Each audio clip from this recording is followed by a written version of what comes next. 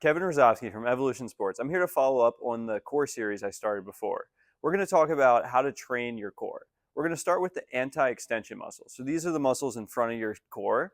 We're going to talk about what to do to get them stronger. So we're going to start with the isometric variations, and then we'll get into active motion, then plyometrics. So each one of those has a specific purpose.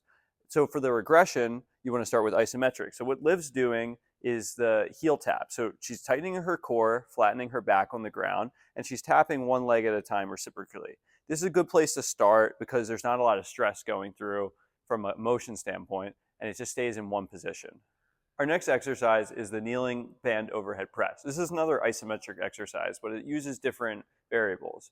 So we're using a band here. As her arms are going up, it's creating a right angle or 90 degrees with her band in the body. That's going to create torque on her core, or the front of it, the anterior core. What you can do to make this easier is you can use a lighter band, get closer to the rig, or you can use a heavier band and get further from the rig. Next, we're going to go over active range of motion for our anti-extension muscles. So we're going to go over the McGill crunch progression and then the overhead kettlebell crunch. So for each one of these progressions, you need to be able to get your inferior angle of your scapula off the floor or clear your shoulder blades. So if you can do one exercise for 15 reps and clear your shoulder blades, then you can try the next one. So the first one is arms by your side, clearing your shoulder blades. Next, you're going to cross your arms across your chest and crunch up. Then after that, you're going to bring your hands at your temples, crunch up, clear your shoulder blades off the table.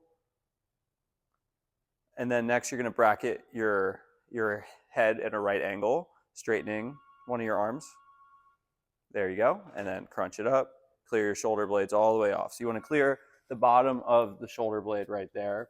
So you should be able to get a whole hand underneath that. And then next, you're going to grab a little bit of weight from that bracketed position. So bracket your head, then lift up. Good. And if you can do all those and it's still not challenging enough, then you can do an overhead press with a crunch.